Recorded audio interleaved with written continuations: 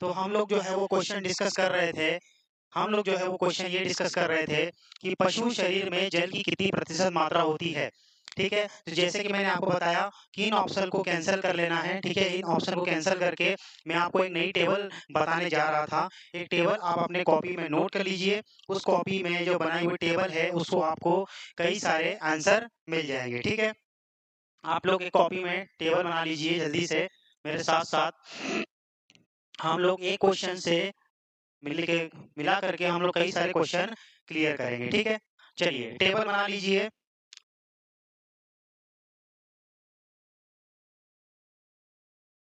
Heading है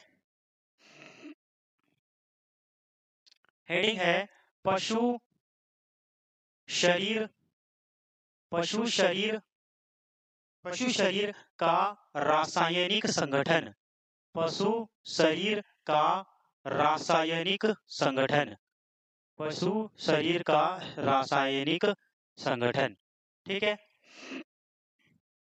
चलिए तो टेबल आप लोग बना लीजिए, आपको समझ में आ जाएगा। सबसे पहले इधर लिखना है सबसे पहले इधर लिखना है अवयव। अवयव अवयव। ठीक है, एक तरफ लिखना है अवयव, दूसरी तरफ लिखना है गाय व भैंस। गाय व भैंस। गाय व भैंस। ठीक है, अगली टेबल बनेगी भेड़ व बकरी। मेरे साथ आप लोग लिखते जाइए तो आपको सारे के सारे क्वेश्चन जो है वो क्लियर होते जाएंगे। एक क्वेश्चन से हम लोग कई सारी चीजें कवर करेंगे। भेड़ एवं बकरी। और अगला है मुर्गी। अगला क्या है? मुर्गी। ठीक है, तो यहाँ पर लिखेंगे अवयव गाय व भैंस, भेड़ व बकरी और मुर्गी। ठीक है, चलिए सबसे पहले अवयव लिख लीजिए, फिर मैं आपको बताता हूँ क्या है। सबसे पहला अवयव है पानी। सबसे पहला अवयव क्या है? पानी। दूसरा है प्रोटीन। दूसरा क्या है? प्रोटीन। तीसरा है वसा। तीसरा है वसा और चौथा है खनिज लवण। चौथा क्या है? खनिज लवण। ठीक है, पानी को जैसे कि बताया मैंने क्या कहते हैं? वाटर। प्रोटीन को कहते हैं प्रोटीन ही कहते हैं। वसा को कहते हैं फैट या लिपिड। और खनिज लवण को कहते हैं मिनरल्स। क्या कहते हैं? मिनरल्स। तो गाय भैंस में पानी की मात्रा होती है 56 से 58%।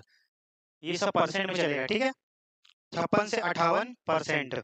प्रोटीन होता है 17 से 18%। फैट होता है 21%।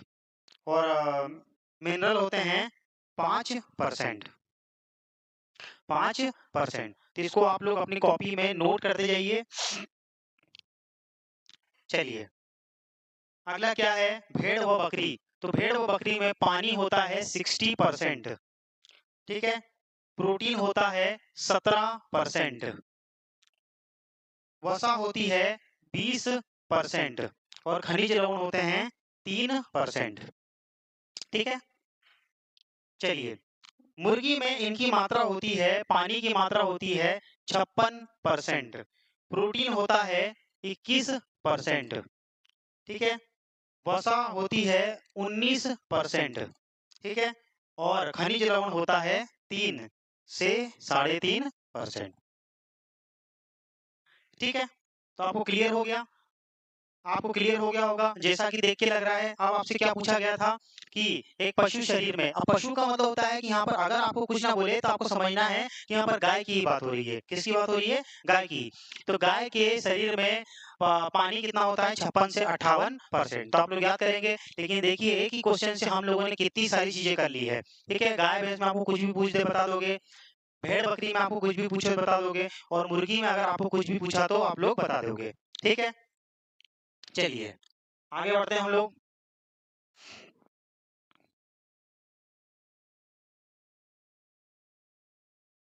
चलिए ये क्वेश्चन आपका क्लियर हो गया है, पशु शरीर में जल की कितनी प्रतिशत मात्रा होती है।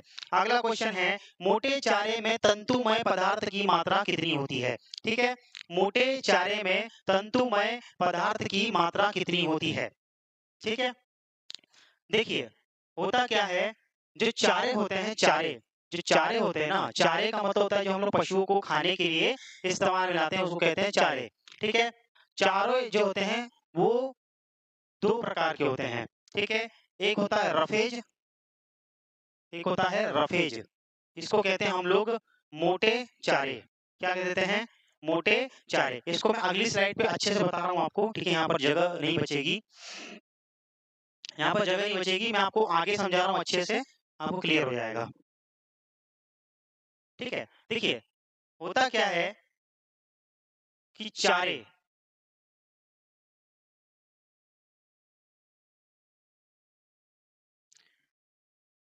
चारे चारे जो होते हैं वो कितने प्रकार के होते हैं? दो प्रकार के। कितने प्रकार के होते हैं? दो प्रकार के। एक होते हैं रफेज, इसको कहते हैं रफेज, इंग्लिश में क्या कहते हैं? रफेज। और एक होता है कॉन्सनट्रेट। क्या क्या कहलाता है? कॉन्सनट्रेट। ठीक है, एक होता है रफेज और एक होता है कॉन्सनट्रेट। रफेज का मतलब होता है मोटे चारे। क्या कहलाता है? मोटे चारे। और कॉन्सनट्रेट का मतलब होता है दाने। क्या कहलाता है? कॉन्सनट्रेट मतलब होता है दाने। ठीक है, क्योंकि हमको एग्जाम में मोटे चारे के बारे में पूछा गया है, तो हम लोग मोटे चारे या रफेज के बारे में पढ़ेंगे। ठीक है, कॉन्सनट्रेट भी कई प्रकार का होता है, अगर ऐसा कोई प्रश्न आएगा तो उसके बारे में हम लोग डिस्कस कर लेंगे। ठीक है, चलिए, तो मोटे चारे जो होते हैं वो मोटे चारे जो होते हैं वो कितने प्रकार के होते हैं? मोटे चारे जो होते हैं, अब इसमें आपको पूछा गया है कि मोटे चारे, क्वेश्चन क्या था कि मोटे चारे में तंतुमय पदार्थ की मात्रा कितनी होती है? तो मोटे चारे दो प्रकार के होते हैं, चारे दो प्रकार के होते हैं, एक होता है रफेज और एक होता है कॉन्सेंट्रेट। ठीक है, तो रफेज जो होता है मोटे चारे में जो होता है वो CF, CF का मतलब होता है crude fibre, crude fibre, crude fibre, यानी कि होता है कच्चा रेशा। यानी कि क्या होता है? कच्चा रेशा। कच्चा रेशा की जो मात्रा होती है, अब आप लोग थोड़ा सा अगर दिमाग लगाएंगे तो आपको आएगा। देखिए, आपको पता है कि चारे को दो भागों में बांटा गया, एक होता है मोटा चारा और एक होता है दाना। ठीक है, अगर चारा है और चारे में फाइबर यानी कि रेशे की मात्रा क्या होगी? ज्यादा होगी। ठीक है, क्या होगी? ज्यादा होगी। तो कितनी ज्यादा होती है? ये होती है 18% से ज्यादा। कितनी होती है? 18% से ज्यादा। ठीक है, फिर वही बात है कॉन्सेंट्रेट में, कॉन्सेंट्रेट में CF यानी कि कच्चा रेशा, कच्चा रेशा की मात्रा कितनी होगी? तो कितनी होगी? 18% से कम। कितनी होगी? 18% से कम, क्योंकि दाने में रेशा नहीं होता है। दाने में क्या होता है? अदर प्रकार के न्यूट्रिएंट ज्यादा होते हैं, तत्व, पोषक तत्व दाने में ज्यादा होता है। ठीक है, आपने सुना होगा मूंगफली का दाना, सरसों का दाना, ठीक है, सोयाबीन का दाना, जितने भी प्रकार के दाने होते हैं उनमें जो होती है उनमें फाइबर यानी कि रेशे की मात्रा कम होती है और उनमें न्यूट्रिएंट की मात्रा ज्यादा होती है। अगली बात हम लोग वही करेंगे कि रफेज यानी कि चारे में क्रूड फाइबर या कच्चे रेशे की मात्रा 18% से ज्यादा होती है। लेकिन TDN, TDN का मतलब होता है टोटल, टोटल डाइजेस्टिबल न्यूट्रिएंट, इसको कहते हैं इंग्लिश में total digestible nutrient, total digestible nutrient. ठीक है, हिंदी में कहते हैं कुल, कुल पाच्य, कुल पाच्य तत्व, कुल पाच्य तत्व। ठीक है, TDN यानी कुल पाच्य तत्व की मात्रा जो होती है वो होती है 60% से कम। ये 60% से कम कितनी होती है? 60% से कम। लेकिन फिर वही बात है कि कॉन्सेंट्रेट या दाने में इसकी मात्रा क्या होगी? तो कॉन्सेंट्रेट या दाने में मैंने अभी बताया आपको कि न्यूट्रिएंट की बात हो रही है और दाने में न्यूट्रिएंट यानी कि पोषक तत्व की मात्रा ज्यादा होती है। तो कितनी होती है? 60% से ज्यादा। ठीक है, तो वही बात है, आपको एक ही क्वेश्चन, देखिए एक क्वेश्चन आया था लेकिन उसमें हम लोगों ने कितनी सारी चीजें पढ़ ली। ठीक है, आपको क्वेश्चन क्या पूछा था कि मोटे चारे में कच्चे रेशे की मात्रा कितनी होती है? तो कितनी होती है? 18% से ज्यादा। ठीक है, इसका आप लोग स्क्रीनशॉट ले लो या तो अपनी कॉपी में लिख लो जल्दी से।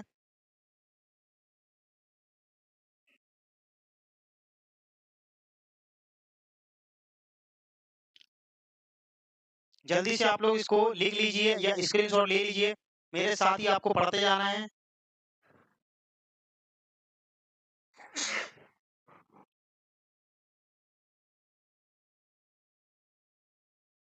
ठीक है, हो गया।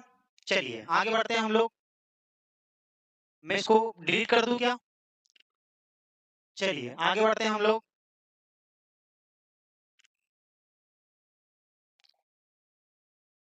अगला ये हमारा था क्वेश्चन, ठीक है। देखिए क्वेश्चन में आपने समझ में आ गया होगा। क्वेश्चन क्या पूछा था कि मोटे चारे में तंतुमय पदार्थ, तंतुमय पदार्थ का मतलब ये होता है, रेशे को हम लोग एक और नाम देते हैं तंतु, ठीक है। हिंदी वाले जानते होंगे कि रेशे का एक और नाम होता है तंतु, ठीक है। इसीलिए बोला है तंतुमय पदार्थ की मात्रा कितनी होती है, तो कितनी होती है 18% से अधिक। आंसर क्या हो जाएगा 18% से अधिक, ठीक है। तो समझ में आ गया। हम लोगों ने क्या पढ़ लिया, देखिए पहला क्वेश्चन था दुधारू गाय को प्रति 100 किलोग्राम शरीर भार पर किस शुष्क पदार्थ दिया जाता है, कितना दिया जाता है 2.5 kg। इसके ऊपर हम लोगों ने डिटेल में बात कर चुके हैं हम लोग।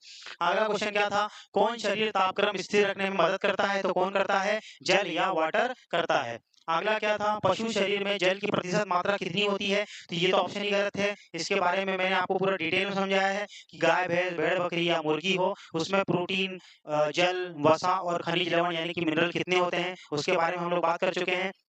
और ये मोटे चारे में तंतुमय पदार्थ की मात्रा कितनी होती है, इस क्वेश्चन पे भी हम लोगों ने डिटेल में डिस्कस कर लिया है, ठीक है। अगर इससे और डिटेल में क्वेश्चन आता है तो आप लोग जो है उन टेबल के माध्यम से आप इसका जवाब दे सकते हैं, ठीक है। चलिए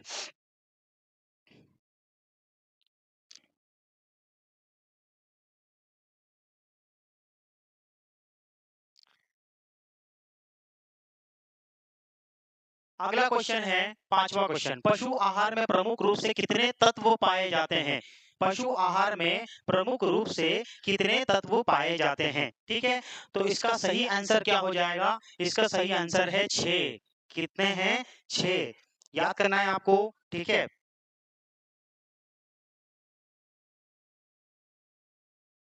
ठीक है, तो पूछा जाता है पशु आहार में प्रमुख रूप से कितने तत्व पाए जाते हैं, तो कितने होते हैं 6, ठीक है। अब 6 ये कौन कौन से होते हैं, इनके नाम भी जान लेते हैं, ये हमारे लिए एक्स्ट्रा इन्फॉर्मेशन हो जाएगी।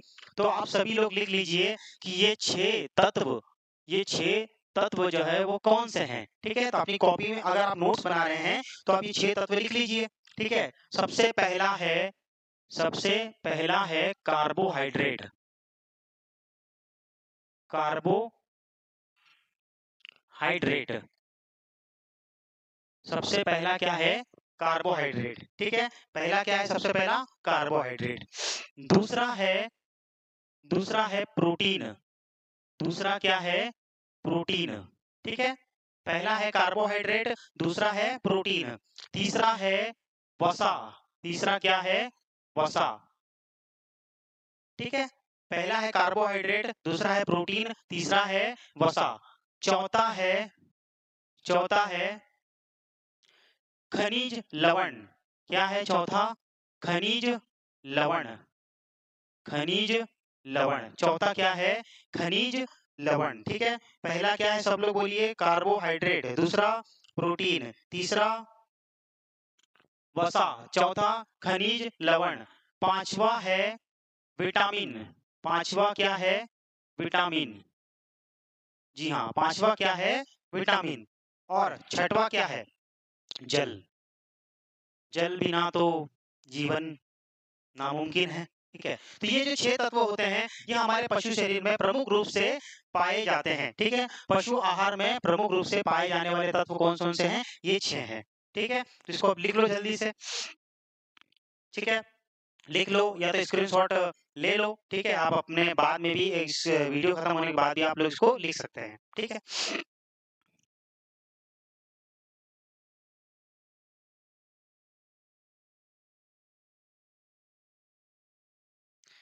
चलिए हो गया। चलिए अगला क्वेश्चन क्या है, लिखते रहिए आप लोग। बोन मील या हड्डी का चूरा, बोन मील या हड्डी का चूरा में निम्न में से कौन से तत्व पाए जाते हैं, ठीक है। आपको ये पता होगा या फिर मैं आपको बता देता हूँ कि देखिए पशु आहार में हम लोग जो है वो कई प्रकार की चीजें इन्वॉल्व करते हैं। इन्वॉल्व का मतलब होता है कि हम लोग कई सारी चीजें सम्मिलित करते हैं। उसमें से एक जो तत्व होता है उसको कहते हैं बोन मील। क्या कह देते हैं, बोन मील यानी कि हड्डी का चूरा। जब हड्डी के छोटे छोटे पीसेस हो जाते हैं, उसका भूसा हो जाता है, उसको टुकड़ों में दिया जाता है, ठीक है। पशु में बोन मील जो है हम लोग जो है वो क्यों देते हैं, ताकि बोन में आपको पता है कि हड्डियों में कैल्शियम और फास्फोरस की मात्रा ज्यादा पाई जाती है। तो अगर पशु शरीर में हमको कैल्शियम और फास्फोरस की मात्रा को अगर हमको बढ़ाना है या फिर हमको कैल्शियम और फास्फोरस को देना है, तो हम लोग किसका इस्तेमाल कर सकते हैं, बोन मील का। ठीक है, तो क्वेश्चन वही है कि बोन मील या हड्डी का चूरा में निम्न में से कौन से तत्व पाए जाते हैं, तो कौन से तत्व पाए जाते हैं, कैल्शियम और फास्फोरस। ठीक है, आपको याद करना है कैल्शियम और फास्फोरस।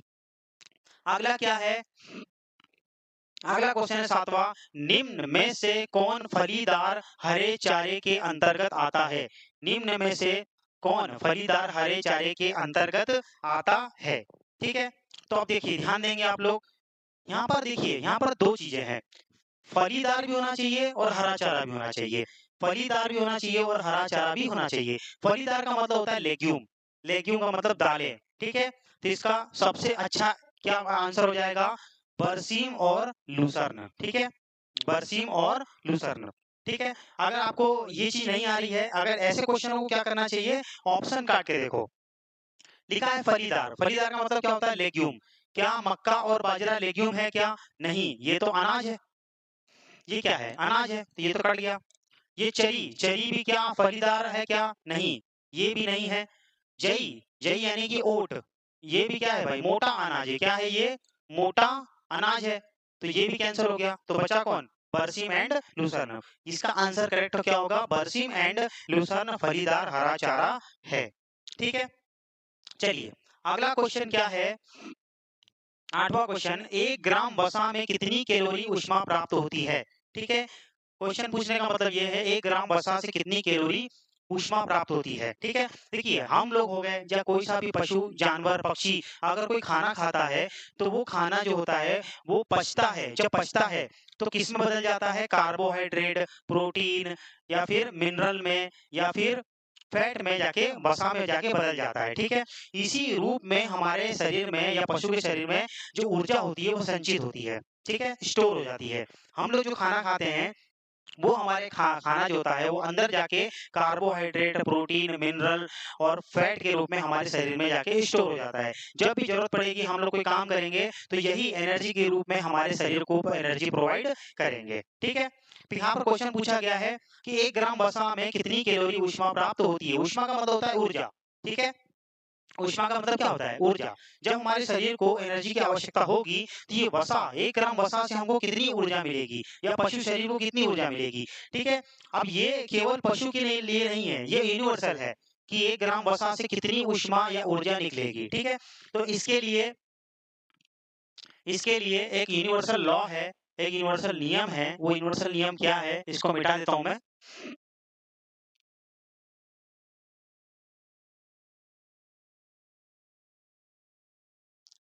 ठीक है, यूनिवर्सल नियम क्या है, आप लोग अपने कॉपी में लिख लीजिए।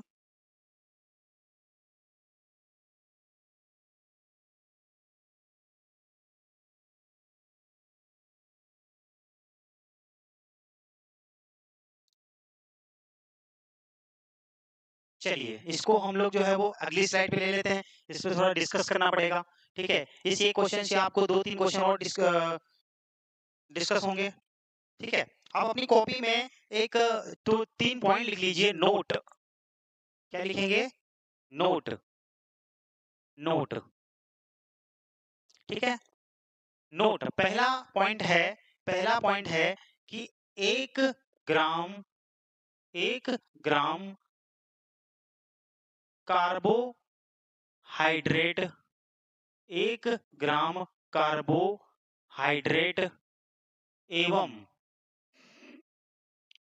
प्रोटीन, 1 ग्राम कार्बोहाइड्रेट एवं प्रोटीन से 1 ग्राम कार्बोहाइड्रेट एवं प्रोटीन से 4.1 कैलोरी, 4.1 कैलोरी ऊर्जा मिलती है, ऊर्जा मिलती है।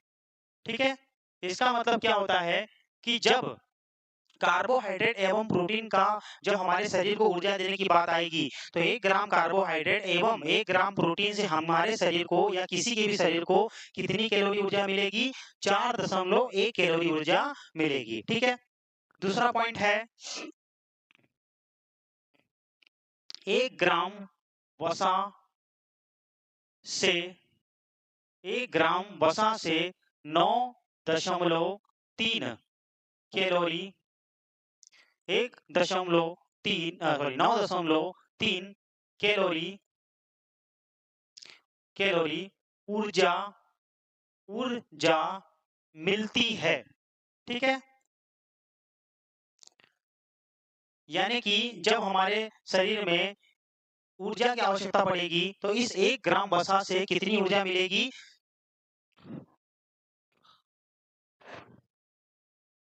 9.3 कैलोरी ऊर्जा मिलेगी। ठीक है, अब अगर आपने कभी जीवन में मैथ पढ़ा होगा, गणित पढ़ा होगा, तो आपको यहाँ पर से एक बात समझ में आ रही होगी कि अगर मान के चलिए कि इस 1 ग्राम से भी 4.1 मिल रहा है, इस 1 ग्राम वसा से 9.3 कैलोरी ऊर्जा मिल रही है, इसका मतलब मैं कह सकता हूं कि कार्बोहाइड्रेट अच्छा ये बताइए, कार्बोहाइड्रेट और प्रोटीन की तुलना में कार्बोहाइड्रेट एवं प्रोटीन की तुलना में वसा से कितने गुना एनर्जी मिल रही है? आपके लिए एक सवाल है कि कार्बोहाइड्रेट एवं प्रोटीन की तुलना में वसा से हमको कितने गुना एनर्जी मिल रही है? भाई इसके 1 ग्राम से कितना मिल रहा है? 4.1। इसके 1 ग्राम से कितना मिल रहा है? 9.3। तो इसका मतलब ये हुआ, अब देखिए ये लगभग 4.1 और 9.3 क्या हो गया है? लगभग डबल हो रहा है। तो इसीलिए कहते हैं कि वसा से मिली ऊर्जा कार्बोहाइड्रेट अगर इसको मैं समझाने की कोशिश करूं तो कार्बोहाइड्रेट या फिर प्रोटीन की तुलना में 2.25 गुना एनर्जी देता है। कौन देता है? वसा। ठीक है, वसा से कार्बोहाइड्रेट एवं प्रोटीन की तुलना में कितनी गुना एनर्जी मिल जाती है? ऊर्जा मिल जाती है 2.25 गुना एनर्जी मिल जाती है। ये क्वेश्चन आगे भी आएगा तो आपको मैं फिर से याद करूंगा कि मैं आपको ऐसा पढ़ा चुका हूँ। ठीक है, तो फिर से रिवाइज करेंगे कि 1 ग्राम कार्बोहाइड्रेट और प्रोटीन से कितनी ऊर्जा मिलती है? 4.1 और 1 ग्राम वसा से कितनी मिलती है? 9.3। कार्बोहाइड्रेट और प्रोटीन की तुलना में वसा जो है वो कितने गुना एनर्जी देती है? 2.25। ठीक है, 2.25 मतलब 2.25, यानी कि लगभग 2.25 गुना एनर्जी मिलती है किससे? वसा से। ठीक है, इसको आप लोग लिख लो, स्क्रीनशॉट ले लो जल्दी से।